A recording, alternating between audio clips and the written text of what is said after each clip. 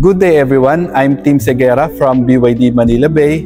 We're here today with something truly exciting, the all-new Shark 6 DMO. This is BYD's first ever dual-mode pickup truck and it's finally here in the Philippines. So ang tanong, kaya ba nito makipagsabayan when it comes to specs and features sa mga competitors niya?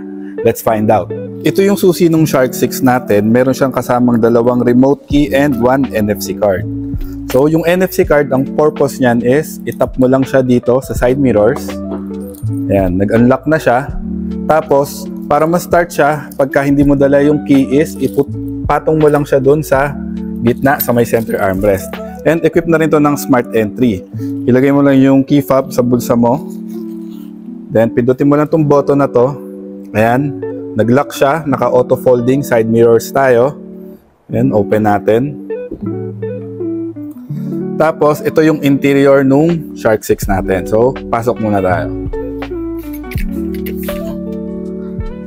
Tapos, para ma-open to is tapakan mo lang yung brakes and pindutin mo lang tong start button natin dito sa gitna.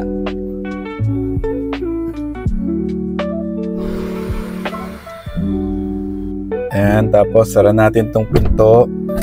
Bukas pa siya. Ayan, all 4 windows is electrically powered, tapos lahat yan automatic one touch up and down. Ayan, so buksan muna natin. Tapos naka-electric power steering wheel tayo. Ayan, sobrang lambot niya and naka-leather to. Tapos open natin yung lights niya. Meron siyang automatic headlights on and rear fog lights. Tapos hazard. And open natin yung trunk niya para masilip natin yung engine. So para ma-open siya, hilahin mo lang tong latch na to twice kasi wala na siyang lock, iaangat mo na lang siya. So check natin yung exterior and engine niya. Pag iaangat to, ayan, wala na siyang lock. Tapos meron tayong hydraulics dun sa magkabilang gilid. Then ito yung engine niya. Under the hood, the BYD Shark 6 packs a 1.5-liter turbo high-efficiency onboard generator paired with an electric motor that delivers up to 430 horsepower and 650 Nm of torque. 0 to 100 is 5.7 seconds, so serious power talaga to for a pickup truck. Dito naman tayo sa exterior niya. Available tong Shark 6 natin in 3 different colors. Meron tayong Aurora White, Cosmos Black, and itong asa harapan nyo is yung Deep Sea Blue.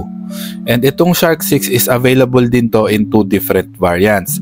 Meron tayong Advanced and Premium. Yung Advanced natin, yun yung lower variant. Ang price nun is 2,098,000. And itong Premium variant na i-review natin is 2,298,000 pesos. First impressions, it looks bold and futuristic ang datingan. And yung front grille niya is sobrang laki, giving it a strong road presence and a powerful stance. Itong LED headlights, yung design niya is very sleek and modern. And at the same time, it also provides excellent visibility at night. And dito naman sa gitna ng grille niya is located yung front-facing camera natin for the 360 camera. And meron na ring fog lights to and front sensors. Integrated sa side mirrors natin yung side turn signals. Pati na din yung 360 camera. Tapos sa taas naman ng hood niya, meron tayong plastic parts. It gives complement dito sa mga side pillars niya. Dito naman tayo sa side profile niya. Meron din siyang strong character lines which enhances the size of the pickup truck. Meron din siyang 230mm ground clearance, so ready for both city streets and off-road trails. And kahit baha, meron tayong 700mm na wading depth. Naka-ventilated discs din tayo, both front and rear with ABS, tapos naka 18 inches na two-tone alloy wheels tayo.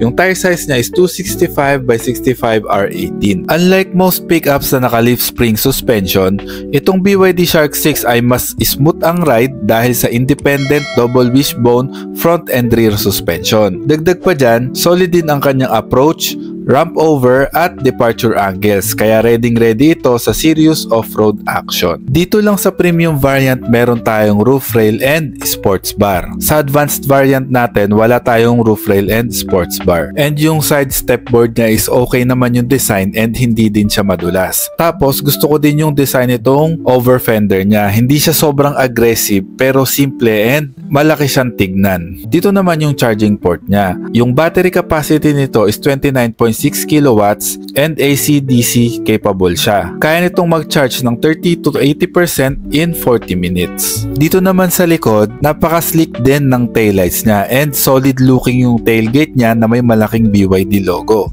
Gusto talaga ni BYD na mag-stand out itong pickup na to. All LED lahat ng taillights natin, pati yung turn signals. Blacked out na din yung Shark 6 logo natin, tapos sa baba niya meron tayong reverse light and reflector. Tapos dito sa left side meron tayong rear fog lights tapos reflector. DMO is dual mode off-road. Then dito sa gitna located yung rear facing camera natin para sa 360 and reverse camera. Meron din tayong 4 ways para ma-open natin tong tailgate. First is yung sa remote, second dun sa tablet, third is meron tayong button dun sa gitna sa center console. Tapos ito, pwede mo rin i-push tong button na to twice. Ayan. Ayan. So ayan, very smooth naman yung pagbagsak niya, hindi siya maingay. Meron din tayong lights dito sa bed niya. And para ma-access mo siya, pindutin mo lang tong button na to. Ayan. Kapag ka pinindot mo siya, iilaw din tong reverse light niya. Ayan, umilaw din siya. Useful to kapag ka nasa camping ka or medyo madilim yung lalakaran mo. So makikita mo kasi merong ilaw dito sa ilalim, bukod dito sa bed niya. Tapos meron tayong 4 na anchor points. Ayun. So 1, 2, 3, and 4. Tapos meron din tayong saksakan dito. Ayan, 220 volts yan. So imagine, kaya mo magsaksak ng 3 dito. Tapos may kasama pa tong V2L adapter. Isasaksak mo lang siya dito sa may charger. Makapag-add ka pa ng another 3 na appliances or chargers ng phone. Ayan. Ganun kadami yung pwede mo isaksak dito. Up to 6 kaya nito. Tapos kapag ka inangat mo yung tailgate, ayan, mamamatay yung lights natin. Pasok tayo dito sa second row niya. Dito sa doors ng second row is meron tayong one touch up and down automatic na windows. Tapos naka-leather tayo dito, soft padded yan. May stitching tayo, orange stitching. Tapos ito yung pangbukas natin ng doors. Tapos speakers dito, pocket dito. Tapos ito yung gusto kong i-highlight. Kasi itong upuan niya sa second row is medyo angled siya dito. So hindi siya yung sobrang upright. Ito medyo nakatagilid siya. So very comfortable ka dito. Para ka lang nakaupo sa SUV dito. Tapos yung seats niya naman is leather siya with orange stitching. Tapos itong seats pala nito is nafo-fold to 60-40. Tapos pasok tayo sa loob. Ayan. Ayan. Sobrang komportable umupo dito sa gitna, I mean dito sa likod kasi hindi talaga siya yung sobrang upright. Para ako nakaupo sa SUV lang talaga. Tapos meron tayong center armrest. Ayan. Legroom ko is okay. Okay naman siya. Ito yung normal driving position ko. I am 5'10" in height. Tapos meron tayong dalawang aircon vent dito na may orange accents. USB Type A, Type C, and ayan, ano to? Ayan, may saksakan pa tayo dito. So bukod pa pala dun sa 3 sa may bed niya, yung sa V2L meron ka pa dito sa gitna sa loob. Tapos yung seats natin may pockets din siya dito. Ito.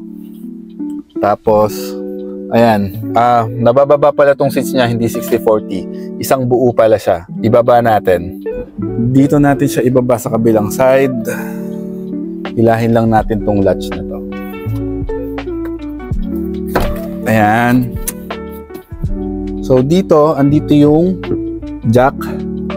Yung jack mo. Tapos ito, meron kang early warning device. May pocket dito. Ayan. So andito yung early warning device mo.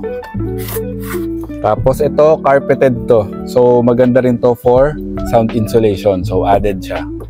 Ayan. Tapos yung headliner pala natin is gray. And ang lambot niya. Lambot.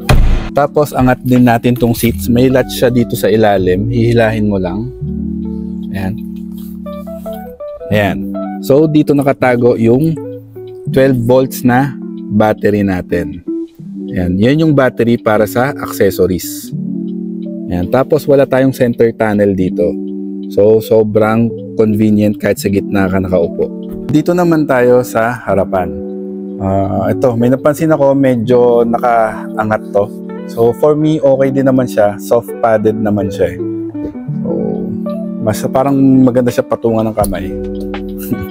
Tapos ito yan, soft leather padded materials pa rin siya. Orange stitching, window locks, window controls, door locks, side mirror controls. Ito yung pang retract nung side mirrors. Ayan. Pa. Tapos sa baba meron tayong pocket, speakers, tapos meron tayong tweeter dito sa taas. And ito yung seats niya. So power adjust to, may with lumbar support. Ayan. So ayan, up and down. Tapos ito yung sa lumbar. Ayan. Tapos yung pedals niya. Ayan, may lights tayo doon, ambient lighting. Tapos pasok tayo.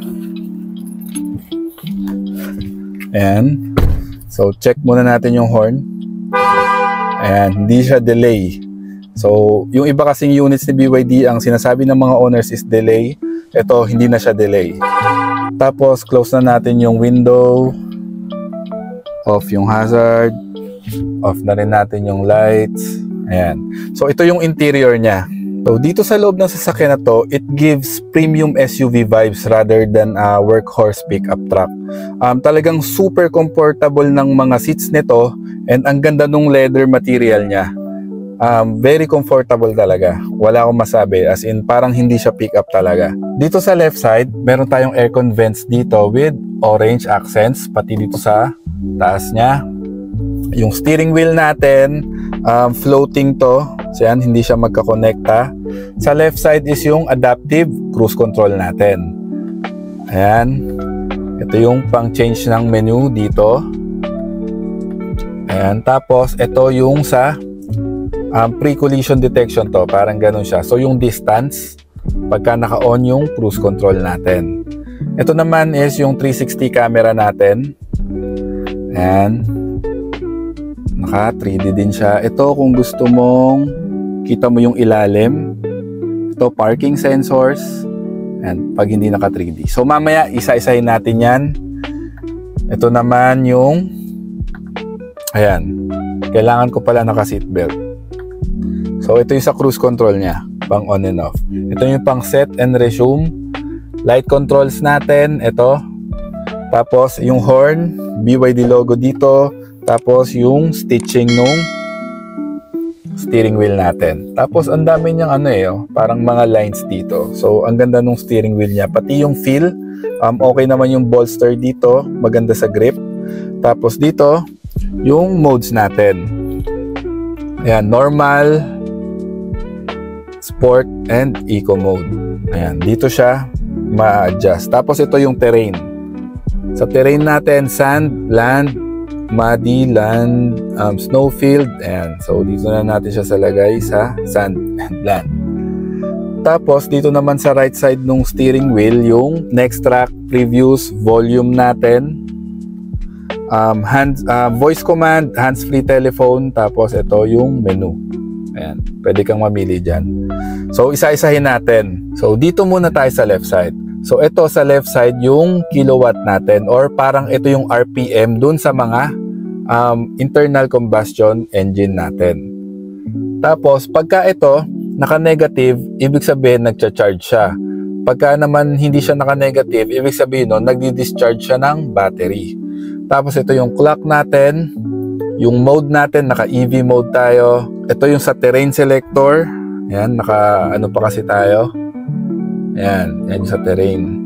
Tapos yung gear natin, speedometer natin, ito yung sa ADAS natin or yung Advanced Driver Assist System. Tapos yung speed, ito yung adaptive cruise control din natin yan, yung distance nung sinusundan mo kung gaano kalayo. Tapos ito yung fuel gauge natin, ayan yung mileage, ito yung battery percentage natin, total odo, tapos compass and outside temperature.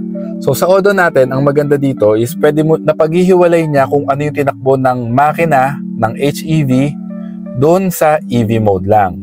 Kasi kaya nitong tumakbo ng pure EV mode lang. So ito, yung pang ano sa kanya, trip A, trip B niyan. So, trip A, trip B, HEV. So, itong HEV na to, ibig sabihin, tumakbo to na nakabukas yung engine niya. So, 6 kilometers na siya. Ito naman yung trip EV. So, itong trip EV na to, ito yung tinakbo niya nang naka-full EV siya. So, naka-battery mode lang siya. Tapos, ito yung menu niya. Ayan, pag pinindot natin yan, pwede mo siyang baguhin. So, ayan, cumulative ACC. Ayan, ito yung tire pressure natin. LPK, liter per kilometer yan, kung di ako nagkakamali. E-drive range. Tapos, fuel consumption. Driving time. Ayan, plug-in amount, 3.5 kilowatt.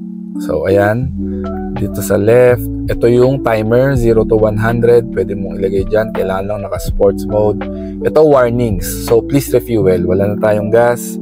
Ito yung fan speed. So, pwede mo rin siyang makontrol dito sa instrument panel natin. Ito, yung temperature. Ayan siya. Tapos, home. Pwede mong baguhin yung display. Ayan.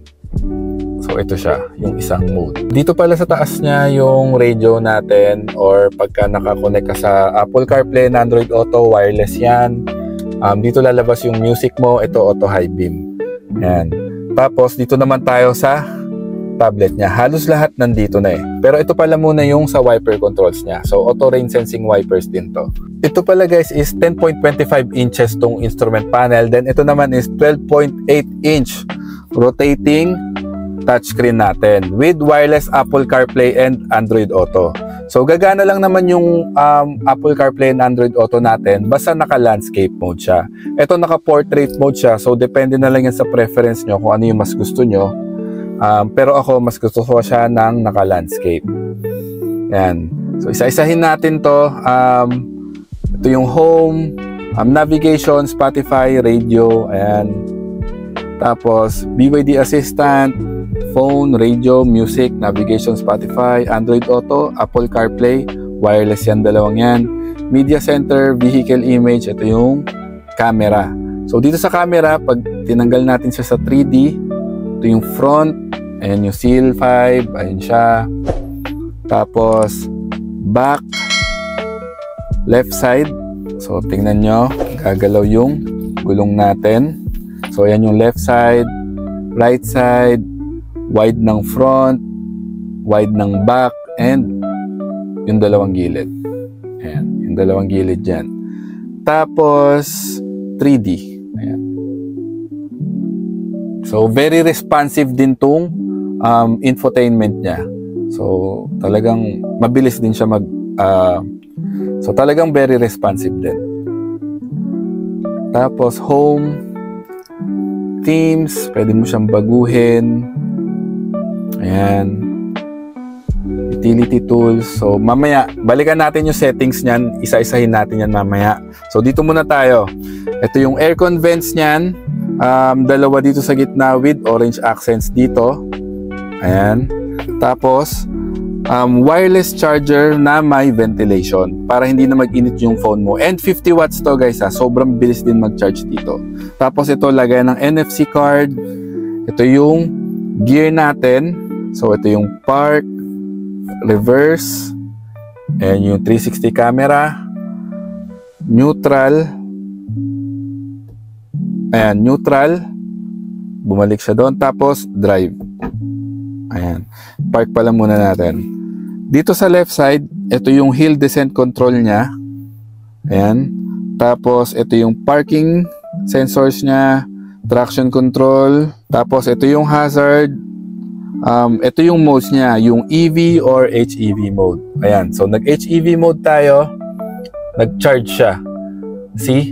Naka-negative tayo dito. Ibig sabihin, nag-charge yung battery natin. Tapos, nag-switch tayo from EV to HEV mode.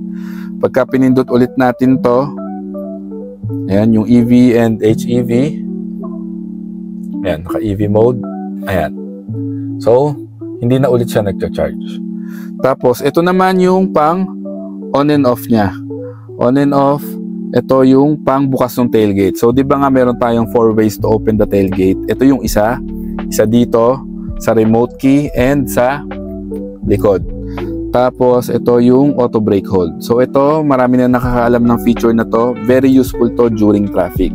Ito yung pang on and off ng fan speed natin. So, wala naman tayong adjustment ng temperature. Lahat nandito. Papakita ko yun mamaya. Tapos, ito yung volume. So, may volume din siya dito sa side na to. Dalawang cup holder na may orange accents. Tapos, ito, piano block dito. Ayan, meron tayong USB na Type A. So, Type A, Type C, tapos SD card, and 12 volts na power outlet. Ayan, and malalim din yung ano natin, yung center armrest natin dito, yung storage niya. Tapos, balik tayo dito sa infotainment natin. So, dito, yung fan speed natin, yung aircon natin, pwede natin kontrolin yan dito. Ayan, ito yung fan speed, tapos yung temperature. Naka-dual zone to, pwedeng malamig doon, mainit dito. Tapos, pwede mo rin siyang kontrolin ng 3 fingers. Ayan, lalakas yung aircon natin, yung fan speed. Tapos ito, temperature. Ayan. Tapos, ito yung different zones mo. Ayan. Ayan, meron. Tapos, auto. Ito yung AC on, AC off. Max AC, dual. Yan yung dual temperature. Front defogger, rear defogger. Ito yung recycler natin. Tapos kung fan only. Ito, meron siyang heated and vented seats. Ayan, heated seats. Ito, vented seats. Ito naman, rear windshield and side mirror heating.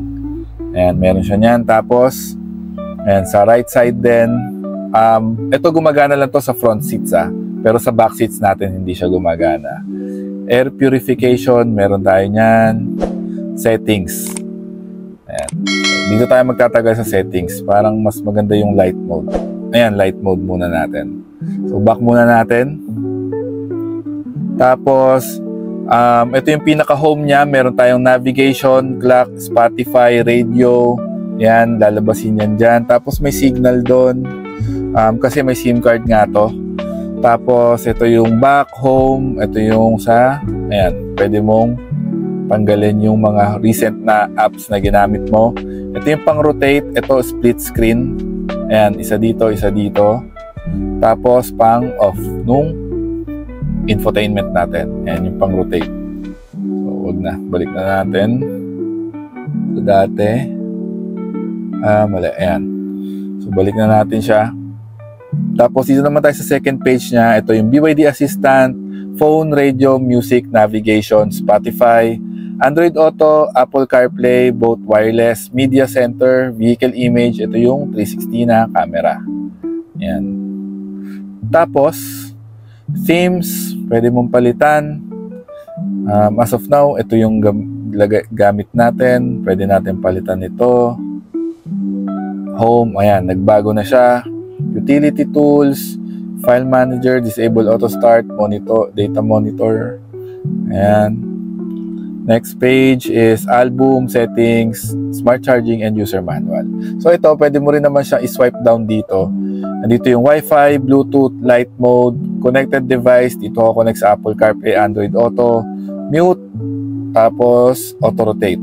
Ito yung heads-up display, meron naman tayo niyan. Electronic parking brake, ito yung pang open ng trunk, heated and ventilated seats, trunk light, meron regenerative braking. So itong regenerative braking, pag pinindot mo siya, ayan, kung mapapansin nyo, ayan, lumalaki yung nasa loob niya, nasa middle, yung parang lightning. Pag dalawa yung lightning niyan, ibig sabihin, mas malakas yung engine brake natin or yung regenerative braking natin. So hihinto tayo kaagad. Ito yung center screen brightness. Tapos, ito yung sa instrument panel. Ayan, lumiliwanag siya. Ito yung volume natin. Pag pinindot mo to, may iba pang options na lalabas dyan. Cellular data, screenshot. Ito naman, ayan, meron pang ibang ano dito, options. Ito, hill descent control, blind spot detection, energy, yan, audio. Ayan. Tapos, ito naman yung state of charge. Itong state of charge, halimbawa, sinet mo siya ng 70 tapos save. From 100% na charge niya to 70, dyan niya magkikick in yung gasoline engine natin para i-charge niya yung battery. Pero kung gusto mo naman makatipid talaga, ma-abuse mo yung pagka full EV niya, go for 25%. Then from 100 to 25%, dito pa lang papasok yung gasoline engine natin. So ako, I would recommend kung nasa city ka, go for 25% para matipid ka talaga. Then kapag ka nasa out of town ka or tumatakbo ka na ng medyo mabilis, go for HEV para yun yung pinakamatipid niya eh. Para hindi ma-drain agad yung battery mo during high speed. Ayan. Tapos, ano pa? Ayan. Ito yung 12.8 inches na screen niya. Then, ito ulit yung interior nung Shark natin. I hope nakatulong sa inyo itong video na to. And kung nagustuhan nyo ang aking video, please do like, share, and subscribe para updated kayo sa mga future uploads ko about BYD. For more inquiries, test drive, unit viewing, and kung buying kayo ng any BYD units, i-message or call nyo lang ako sa number na naka-flash dyan sa screen. So yun lang po, stay safe and goodbye.